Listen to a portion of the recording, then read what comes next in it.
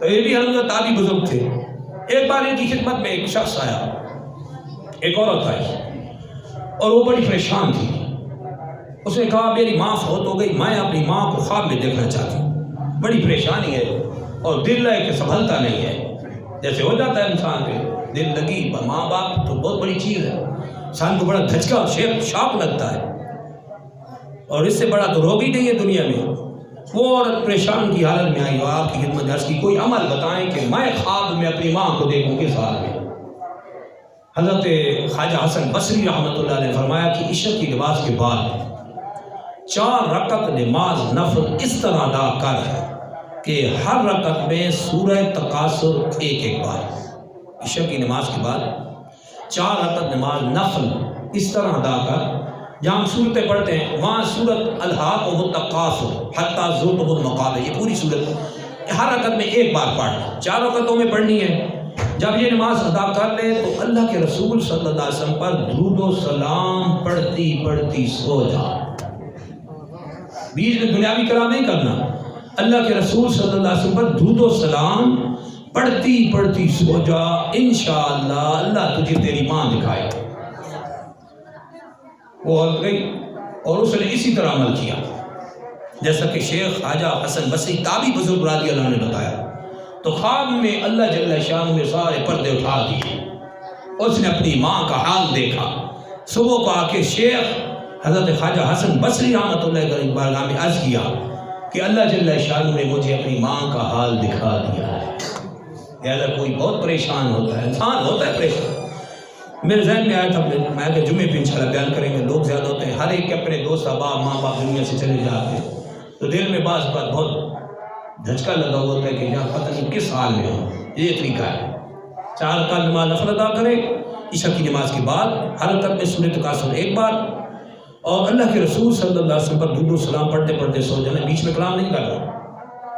اللہ جل شانہ اپنی قدرت کاملہ سے دکھائے گا کہ آپ کا مرنے والا قبر میں کس حال میں ہے. قادر مطلق کے دکھا سکتا ہے. اور دوسری بات, کیا میت کے دفن ہونے سے پہلے اس کے کفن میں کوئی ایسی عمل ہے, کوئی ایسی کلام جو رکھ دی جائے تو مرنے والا عذاب قبر سے بھی بچ جائے اور منکر نکیر کے سوالات سے بھی امان مل جائے؟ زبردست جواب ہے, حدیث سنیں اس کو. مجدد دین و ملت قاطع شرک و بدعت محدث اعظم المجتہد فی المسائل, بہت بڑے محدث امام احمد رضا نے فتاوی رسمیہ جو جامع الاحادیث میں اس کو نقل کیا گیا, اس میں حدیث مبارکہ نقل فرمائی.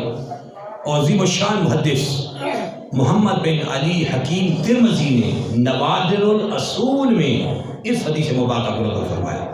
عن بعض صحابہ قال رسول اللہ صلی اللہ علیہ وسلم, بعض صحابہ کرام سے روایت فرماتے اللہ کے رسول صلی اللہ علیہ وسلم نے ارشاد فرمایا, من کتب هذه الدعاء, جو شخص یہ دعا لکھے, وجعلوا بین صدر المیت وقبرہ فی رقعۃ, اور یہ دعا لکھ کے کپڑے میں لپیٹ کے میت کے سینے اور کفن کے درمیان رکھ دے, میت کے سینے اور کفن کے درمیان رکھ دے, لم ینلہ عذاب القبر, ایسے شخص کو نہ تو عذاب قبر ہوگا, ولا یرا منکرا و نکیرا, اور نہ ہی منکر نکیر کے سوالوں کے جواب دینے پڑیں گے, منکر نکیر بھی نہیں دیکھے گا. وقالا ہوا ھذا, سرکار صلی اللہ علیہ وسلم فرمائے وہ یہ 4 کلمات ہیں. ہے تو آسان, مختلف طرف سے ہم پڑھتے رہتے ہیں, یہاں حدیث میں ان کی ترتیب دے دی گئی, سرکار نے جو بتایا لا الہ الا اللہ واللہ اکبر, ایک جملہ. دوسرا جملہ کیا ہے؟ لا الہ الا اللہ وحدہ لا شریک لہ, یہ دوسرا جملہ پڑھتے رہتے ہیں. تیسرا جملہ لا الہ الا اللہ لہ الملک ولہ الحمد, تیسرا جملہ. چوتھا جملہ لا الہ الا اللہ ولا حول ولا قوت الا باللہ العلی العظیم. سرکار فرماتے ہیں یہ 4 کلمات یہ لکھیں کاغذ پہ اور اس کو کپڑے میں لپیٹ کے میت کے سینے اور کفن کے درمیان رکھ دے.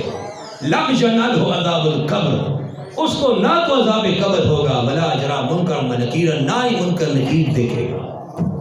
اتنا بڑی, یہ تو مرنے والے کے ساتھ بہت بڑی نیکی ہے. میں سمجھتا ہوں کہ دنیا کی سب سے بڑی کسی ساتھ نیکی ہے تو یہی ہے کہ مرنے والے کو دو یہ یار تحفہ، وہ آگے تو بچے، اگلی منزلیں بہت مشکل ہیں، قبر، حشر، اللہ اکبر، قبر کتنی بڑی مشکل ہے جگہ ہے، عذاب قبر بہت بڑا عذاب، بہت بڑی سخت خطرناک شے ہے، اور پھر منکر نکیر کی آمد جو جن کی آنکھوں سے بھی آگ ہوگی، نیلی آنکھیں، آنکھوں سے آگ آ رہی، اور قبلہ کی سمت قبر کو چیر کے پھاڑ کے اندر آئیں گے، اور قبر وہ نہیں رہتی جو ہم دیکھ کے آئے ہوتے، تاحت نگاہ سے کھول دی جاتی ہے، اور منکر نکیر اس کو بٹھا کے دیں، قبر میں اٹھاتے ہیں۔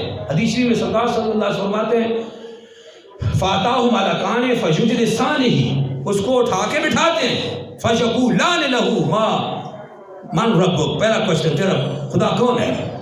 تو کس کو خدا مانتا تھا؟ ما دینک، تیرا دین کیا؟ ما كنت تقول فی حق هذا الرجل، اس نبی آخر زمان کے بارے میں دنیا میں کیسا عقیدہ رکھا کرتا تھا؟ اینڈ آف دی لائف تیرا عقیدہ کیا تھا؟ اہل سنت تھا یا بد مذہب تھا؟ اگر ہوگا اہل سنت تو بیڑا پار ہے، یہ میں ایسے نہیں کہہ رہا، ریفرنس ہے ہمارے قرآن و حدیث کے الحمدللہ، اور اگر ہوگا بد مذہب، کسی ایسے بد مذہب فرقے سے اس کا تعلق ہوگا جو اللہ کی شان میں توہین، یا شان رسالت میں، یا شان صحابہ میں، یا شان اہل بیت میں، کسی لحاظ سے وہ یعنی مس گائیڈڈ ہوگا، تو پھر وہ وہاں پھسل جائے، وہ جواب نہیں دے پائے گا۔ وہاں صحیح العقیدہ مسلمان ہی کامیاب ہے، یاد رکھنا۔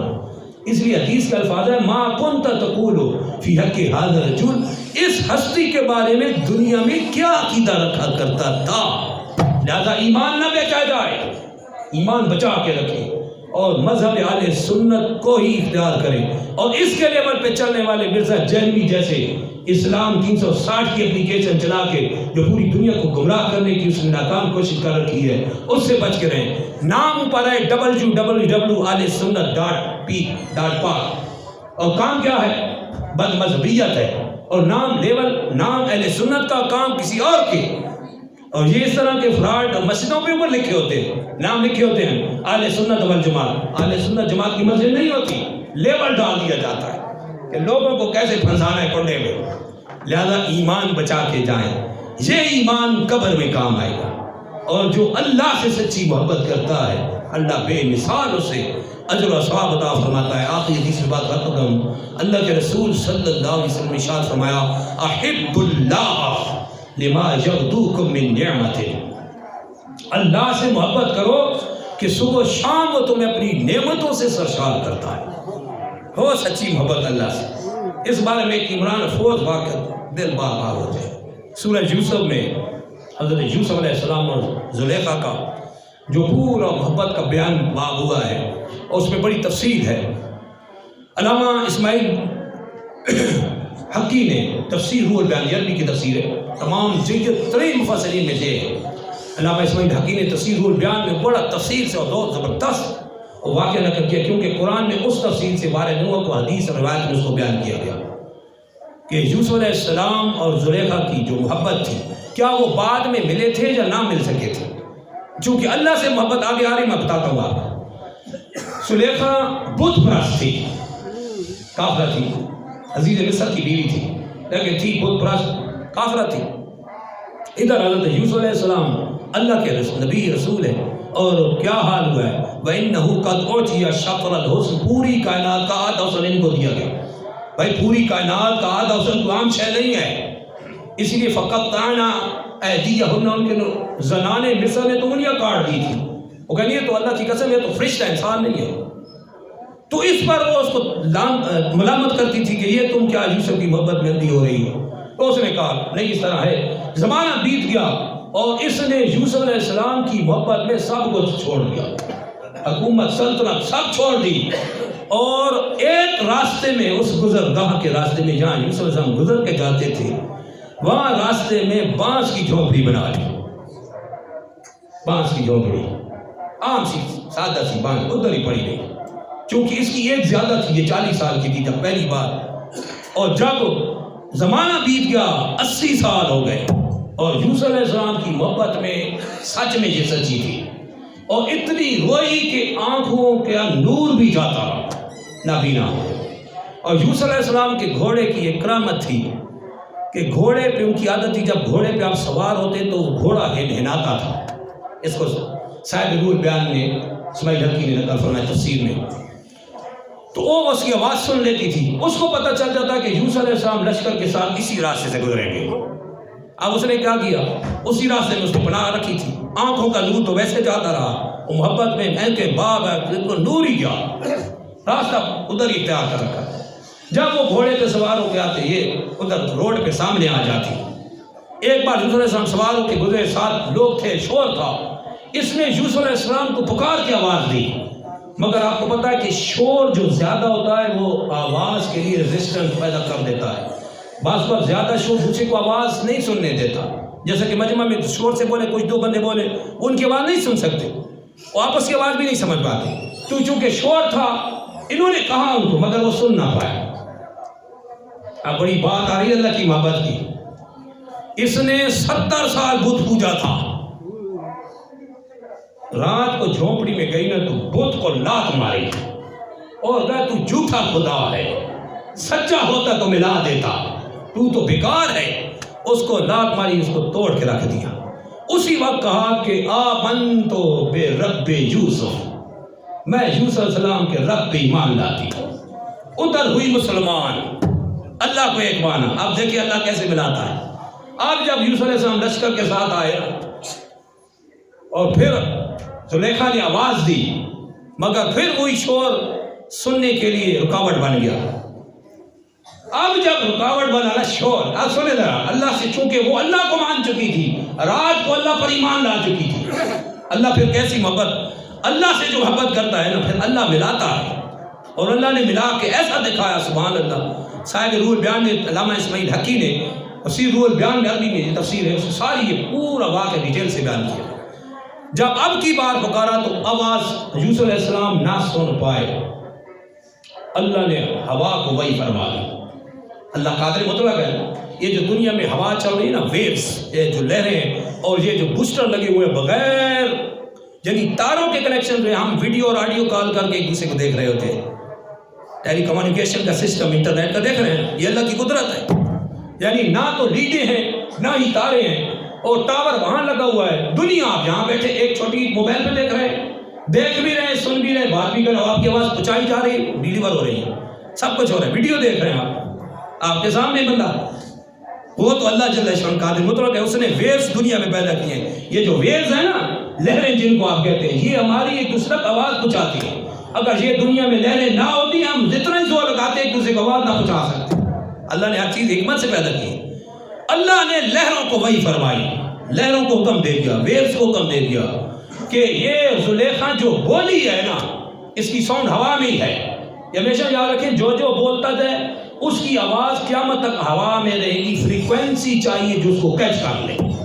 اللہ کے رسول صلی اللہ علیہ وسلم اور صحابہ جتنے بولے ہیں اس وقت بھی ان کی وہ پیاری آوازیں ہوا میں ہیں، لیکن ان کو کیچ کرنے کی فریکوینسی لوگوں کو نہیں پتہ، اللہ نے چھپا رکھی ہے اپنی حکمت کے تحت۔ وہ اللہ جل شانہ نے لہروں کو حکم دیا کہ تم ایسے کرو، یہ یوسف علیہ السلام کے کان میں جاؤ۔ تھی تو آواز تو نکل چکی تھی، لہروں میں ہے وہ۔ اب لہریں اللہ نے حکم دیا، لہروں نے حکم پا کے سیدھا یوسف علیہ السلام کے کان میں پہنچی۔ جیسی کان میں لہریں پہنچی نا، یوسف علیہ السلام نے سن لیا۔ یوسف علیہ السلام واپس پلٹے، اپنے خادم کو حکم دیا کہ اس بڑھیا کی حاجت پوری کر۔